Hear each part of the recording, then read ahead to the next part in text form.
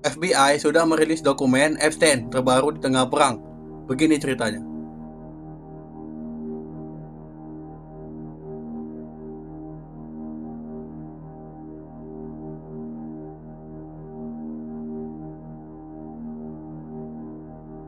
Nah, buat yang belum tahu nih, siapa sih sebetulnya Jeffrey Epstein?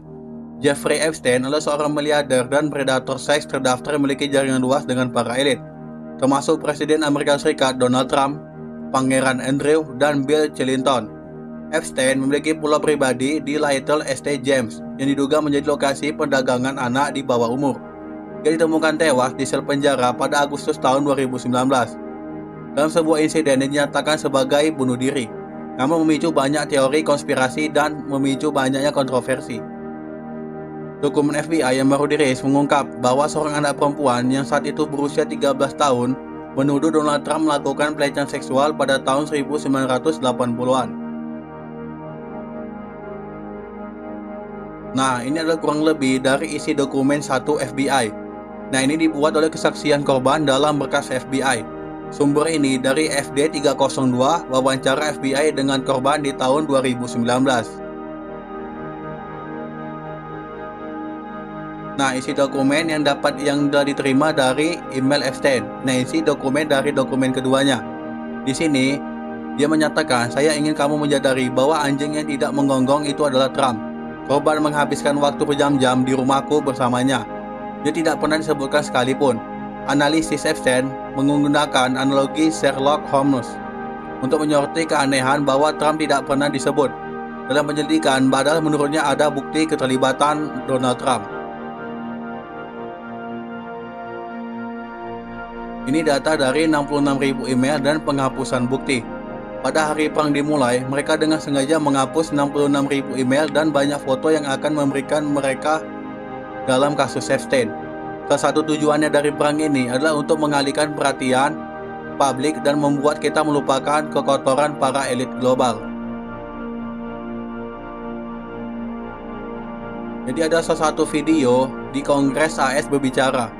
Anggota Kongres AS, Ted Lieu, mengatakan, untuk mengalihkan perhatian kita dari kejahatan Donald Trump yang memperkosa anak di bawah umur, Trump telah melancarkan perang terbuka. Nah, rumahnya Epstein dilengkapi dengan perangkat perekam audio dan kamera. Mereka merekam setiap momen, oleh karena itu Trump terpaksa melakukan apapun yang diperintahkan Netanyahu, Perdana Menteri Israel. Mereka memiliki arsip besar untuk memerasnya. Jika Netanyahu menyuruh menyerang Iran dan dia menolak, Mossad akan menjatuhkan taser dari Val Epstein yang melabelinya sebagai pedofil. Pada tahun 2019, Trump pernah mengungkapkan bahwa perang di Timur Tengah adalah keputusan buruk. Trump juga bukan seorang yang suka perang. Dia lebih suka perang dagang karena dia adalah seorang pebisnis. Lalu apakah memang benar perang Iran saat ini adalah murni keinginan Trump untuk kepentingan US? Atau ada desakan terdiri dari Trump untuk kepentingan orang-orang di belakangnya? Tahun lalu, melalui media sosial miliknya, di Truth, Donald Trump bilang bahwa mereka berhasil menghancurkan 3 situs nuklir Iran dan waktunya membuat damai. Tapi tahun ini mereka menyerang Iran kembali dengan alasan lagi senjata nuklir.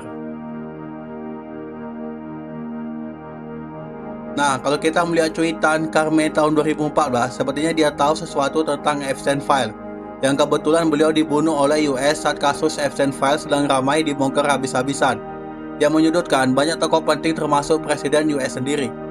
Kebetulan, atau ada agenda tersendiri di belakangnya. Pemenang bisa membuat sejarah sendiri dan menutupi kejelekannya dengan membuat alasan yang baik untuk publik. Nah, misalkan nih ya, bayangkan aja kalau kamu jadi Donald Trump. Yang pertama, Netanyahu suruh serang Iran, kamu menolak. Yang kedua, Mossad bocorkan file kamu pemerkosaan anak. Yang ketiga, kamu menyerang Iran. Yang keempat, Netanyahu dorong false flag, serangan palsu ke negara Teluk, kamu menolak. Hari ini, file dibocorkan, kamu memperkosa anak 13 tahun. Begitulah kejamnya dunia politik, kamu tidak bisa percaya siapapun. Senjata paling efektif untuk menjaga kesepakatan atau transaksi seringkali adalah saling memegang rahasia atau aib satu sama lain. Karena di balik setiap berita selalu ada sejarah. Di balik setiap krisis selalu ada pelajaran, dan di balik setiap perubahan selalu ada pola yang bisa kita pelajari. Saya Agung Legawa, sampai jumpa di video berikutnya. Tetap #pahami dunia.